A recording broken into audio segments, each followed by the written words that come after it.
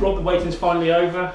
We start the new Premiership season. How much are you excited about it, and what a challenge up at Leicester Tigers? Yeah, I'm really looking forward to it. I think we just need to get on with stuff.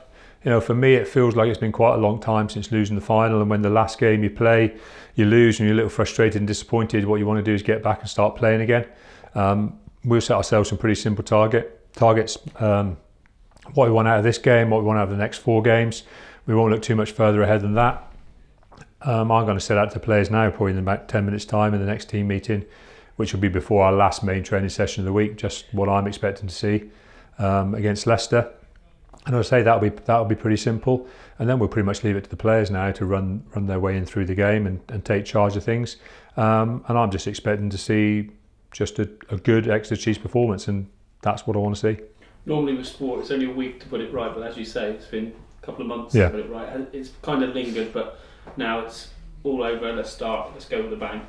Yeah, it is, and I'm personally still got to put the end of this last season to bed a little bit. And I say I might even talk about it today with the players and then go, right, we're leaving it behind now. This is it, we're moving on. Because I think it's important. I do think it is important to have motivations in whichever way you take them. I've got them in all kinds of different ways. Every player will have them in a different way. Some guys, their 100% motivation will be this is the season they break into the first team and they play lots of rugby and they want to try and win something. For other guys, it might be, well, this is the season I want to gain an international cap. For another guy, it might be the season where they're focused on playing their first Heineken Cup game. They all have slightly different motivations, and what we've got to do is we've got to kind of zone that down to see, what does it look like, and how are we going to achieve it, and how are we going to start doing that against Leicester. I remember standing on Welford Road pitch with you last season, empty, eerie. Yeah. It's going to be a lot different. The partisan crowd will be back, but we can use that as a huge motivation ourselves, can't we? Definitely. I think Leicester was one of those grounds where it was almost the strangest to be there with no crowd, because you get so used to it being very noisy, very vocal, as you say, very partisan, which I'm also looking forward to. I've had some great conversations with Leicester supporters before and after games, and during, and some of them not so nice. But that's what it's about. I'm actually really looking forward to that part of it. And I'm really looking forward to the players having that opportunity to play in front of that kind of a crowd and enjoy that kind of a game. And I'm looking forward to seeing how they react to it as well. I think it's a great place for us to go and play our first game, because we'll be really challenged. We'll be challenged by the place itself, and we'll be really challenged by a team that's looking like they're really going to be ambitious this season. I think for all kinds of reasons, is exactly what we need. I'm not one of these people who just hope for wins and just go, let's hope we get something here and then we can talk about this. If we get it, if we win, we'll have deserved it. If we lose, we'll probably have deserved it. I'm quite open-minded about that part of it, and we'll move on from there. You said after the Munster game, you weren't overly fussed about the scoreline. It was more about performance and what you were seeing from the guys.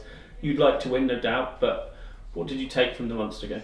On the whole, a lot of good things. We didn't have stacks and stacks of work-ons after it, because ultimately, what happened is, well, we had really good field position, we had really good possession, we had good moments in the game, we created some fantastic line breaks and opportunities, but then what happened? We kind of lost our way in a couple of areas. One, we lacked a little bit of being clinical when we made some breaks, but also, our line out did malfunction, and the line out would have been the thing that would have kept pressure on pressure on pressure.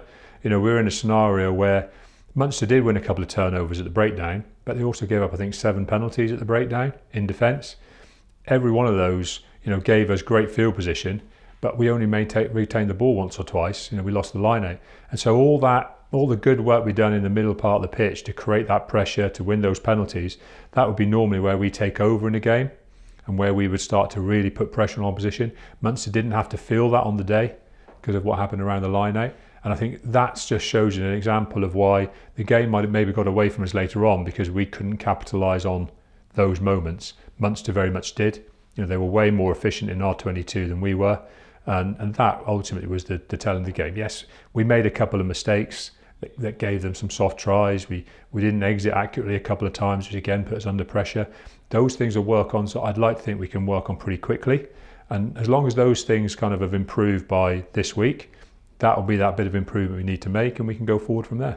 You said youth would get its chance. You said others that haven't played so much would get its chance. Some of those guys showed up really well, Russ in particular.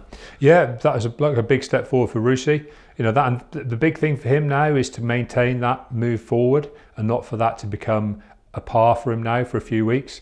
This week needs to be better. The week after needs to be better. And if he can do that, that's what development's about. That's how you move forward and you maximise your time on the field. I was really pleased with how it went for him. What I want to do now and what he'll be challenged to do is let's have a bit more. Let's have a bit more. Let's have a bit more. That's how it has to go for these young guys. And finally, the threat of Leicester. Steve Borthwick's been in place quite a time now. We'll see a much different Leicester to when he perhaps first took over and just say home fans back. It's going to be a test. Yeah, it's going to be a test, because we actually don't really know how they're going to play. Yes, we watched some of their pre-season games, but they're all a little bit false, and everyone knows that. So there's an element that we're maybe not quite sure how they're going to play. They look solid, and they look like they're well drilled. They know what they're doing, which is obviously what happens with more time a coach is involved. But also, we also don't know just how the season's going to go. There's a few new law changes in there, variations in there.